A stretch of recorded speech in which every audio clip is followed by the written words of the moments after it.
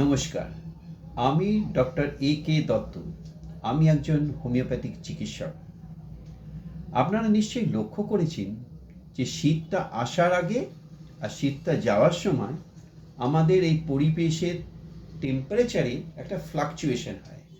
কখনো শীতটা বেশি আর কখনো শীতটা কম।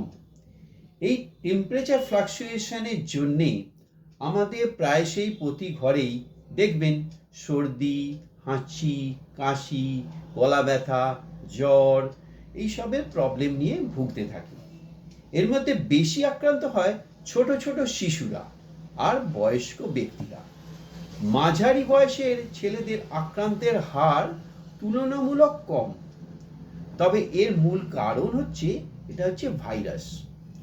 শীতে আমাদের শুষ্ক হাওয়ার জন্যে আমাদের যে নেজাল মিউকোসাটা ইরিটেট হয়, ফলে আমাদের susceptibility to catching this cold মানে ঠান্ডা লাগার প্রবণতাটা খুব বেড়ে যায়, ফলে আমরা সহজেই আক্রান্ত হয়ে পড়ি। এই সময় এই যে ভাইরাস ঘটিত প্রভাবটা চলে, তার মধ্যে মেন যে ভাইরাসগুলো হচ্ছে adeno virus, rhino virus, influenzal flu virus, এগুলো মেন কার্যকর ভূমিকা পালন করে। তাছাড়াও দেখা যায় যে এই ভাইরাসগুলো মোটামুটি ওই সর্দি, নাক দিয়ে জল পড়া, হাঁচি, কাশি এগুলো করে থাকে। তাছাড়াও আর একটা virus, that is the RSV, এটা হচ্ছে রেসপিরেটরি সিনসিয়াল ভাইরাস। এর প্রভাবটা এর চেয়ে আর একটু বেশি। এর ফলে কিছু কিছু ক্ষেত্রে দেখা যায় যে একটা ডিফিকাল্টি ইন ব্রেদিং, শ্বাসকষ্টের ধরনের প্রবলেম হয়। তাছাড়া আপনারা নিশ্চয়ই শুনছেন যে HMPV, that is the human meta pneumo virus, এটার কথা রিসেন্টলি আমরা খবর কাগজে বিভিন্ন জায়গায় শুনছি। এই ভাইরাসটাও বর্তমানে শীতের সময় প্রভাব খাটায়। দেখা যাচ্ছে যে বাচ্চাদের, শিশুদের গলার মধ্যে এই ভাইরাসটা বহুদিন ধরে আমরা পাওয়া যাচ্ছে। তবে আপনারা অযথা ভয় পাবেন না। আপনি যে কোনো ভাইরাসেই আক্রান্ত হন না কেন, আমাদের হোমিওপ্যাথিক ওষুধের মাধ্যমে আপনি 2 থেকে 3 দিনের মধ্যে সম্পূর্ণ সুস্থ হয়ে যাবেন। এবার আমরা সাধারণত এই অবস্থায় যে ওষুধগুলো ব্যবহার করি মেনলি হচ্ছে aconite, ব্রাইনিয়া, belladonna, Rhus tox, gelsemium, arsenic বা আর্সেনিক আয়োড, আরও বিভিন্ন ধরনের ওষুধ।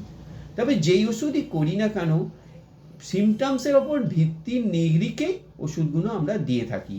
এর মধ্যে 2-3 দিনের মধ্যে পেশেন্ট সম্পূর্ণ সুস্থ হয়ে যায়। কিন্তু এর সাথে সাথেও আপনাকে কতগুলো ম্যানেজমেন্ট মানতে হবে। আমরা নিশ্চয়ই করোনাকে ভুলে যাইনি। করোনাও একটা ভাইরাস ছিল। সেই ভাইরাসের সময় যে ম্যানেজমেন্টগুলো আমরা মানতাম, সেগুলোও আমাদের মানতে হবে। কি না, আমরা যখনই রাস্তাঘাট থেকে বেরোবো, হাত পা সাবান ও জল দিয়ে ভালো করে ধুতে হবে। আমরা যখন ইনফেক্টেড জায়গায় যদি হাত পা লাগে, সেই হাত নাক, চোখ বা মুখে দেব না। তৃতীয়ত, কোনো জায়গায় যদি কনজেস্টেড এরিয়ায় যাই, যেখানে ভাইরাস প্রবণ আছে, সেখানে যেতে গেলে মুখে কাপড় বা মাস্ক পরে যেতে হবে।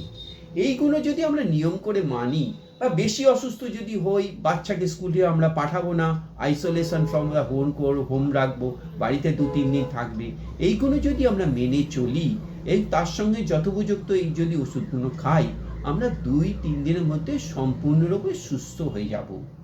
এবার বলি যে সর্বোপরি যে হোমিওপ্যাথিতে আমাদের সিস্টেমে, homeopathy treat the patient, not the disease. আমাদের হোমিওপ্যাথিতে কোনো স্পেসিফিক ওষুধ নেই। আমি যে ওষুধের কথাগুলো বললাম, সেগুলো আপনারা মনে করলেন বললাম, খেলেম সেরে যাবে, সেটা কিন্তু নয়। আমাদের এই হোমিওপ্যাথিতে আপনি যদি আক্রান্ত হন, তখন আপনার ক্ষেত্রে আপনি কোনো দক্ষ ভালো চিকিৎসকের সাহায্যে তার নির্ধারিত ওষুধ আপনি খান, সম্পূর্ণভাবে সুস্থ হবেন। এবং সেটাই হবে, that is the highest ideal of the cure in homoeopathy. সুস্থ থাকুন, ভালো থাকুন। নমস্কার।